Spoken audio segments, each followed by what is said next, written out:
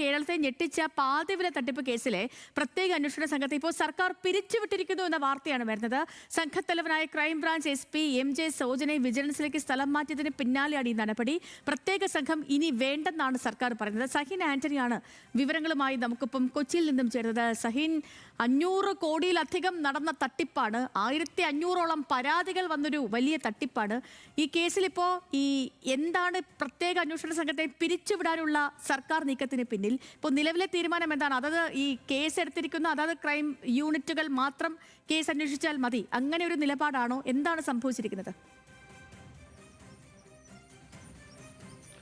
സേതു, ഇതിലെ SP വിജിലൻസിലേക്ക് SPS സ്ഥലം മാറ്റിയത് ഒരു സാധാരണ നടപടിയായിട്ട് തന്നെയാണ് കരുതേണ്ടത്. പക്ഷേ ഇതിൽ അസാധാരണത്വം നിലനിൽക്കുന്നത് ഈ കേസ് അന്വേഷിച്ച ഒരു സംഘത്തെ ഏകോപിപ്പിച്ചാണ് ഈ കേസ് അന്വേഷിച്ചുകൊണ്ടിരുന്നത്. ആ സംഘത്തിന് പകരം ഇനി അതാത് ജില്ലാ കേന്ദ്രങ്ങളിൽ ഈ കേസ് അന്വേഷിച്ചാൽ മതി എന്നുള്ളൊരു തീരുമാനമാണ്. ഈ SP സോജന വിജിലൻസിലേക്ക് സ്ഥലം മാറ്റി അതോടുകൂടി ഈ സംഘങ്ങളെ മൊത്തം മാറ്റിയിട്ട് പകരം അതാത് ജില്ലാ ക്രൈംബ്രാഞ്ച് ഈ കേസുകൾ അന്വേഷിച്ചാൽ മതി. പ്രത്യേകിച്ചും സീഡ് സൊസൈറ്റികളൊക്കെ ഉൾപ്പെട്ടിരിക്കുന്ന കേസാണ്. അതുകൊണ്ട് തന്നെ ഇത് വലിയ നൂലാമാലകൾ ഈ കേസിലുണ്ടാകും. സേതു നേരത്തെ സൂചിപ്പിച്ചതുപോലെ തന്നെ 500 കോടിയിലധികം രൂപയുടെ തട്ടിപ്പ് നടന്നിട്ടുള്ളൊരു കേസ് കൂടിയാണ്. അങ്ങനെ വരികയാണെങ്കിൽ സാക്ഷികളും പ്രതികളും എല്ലാം മാറി മാറി വരുന്ന ഒരു പല ഇടങ്ങളിൽ പല കേസുകൾ വരും. അതുകൊണ്ട് തന്നെ ഇങ്ങനെ ഏകോപിപ്പിച്ച് ഈ കേസ് അന്വേഷിച്ചില്ലെങ്കിൽ പല ജില്ലകളിൽ നിന്ന് കേസ് അന്വേഷിക്കുമ്പോൾ പല രീതിയിലുള്ള കണ്ടെത്തലുകളായിരിക്കാം ആ അന്വേഷണ സംഘം നടത്തുന്നത്.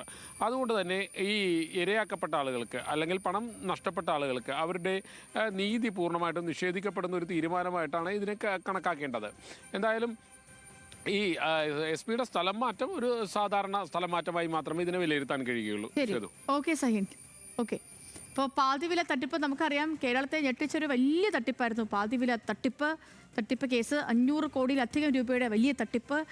എനിക്ക് തോന്നുന്നു കേരളം മുഴുവനായിട്ടും 1500ഓളം പരാതികളുമൊക്കെ ഈ കേസുമായി ബന്ധപ്പെട്ട് വന്നിട്ടുണ്ട്. ആ കേസിലാണ് ഇപ്പോൾ പ്രത്യേക അന്വേഷണ സംഘത്തെ സർക്കാർ പിരിച്ചുവിട്ടിരിക്കുന്നത്. വിവരങ്ങൾ നൽകുകയായിരുന്നു സഹിൻ ആന്റണി കൊച്ചിയിൽ നിന്ന്.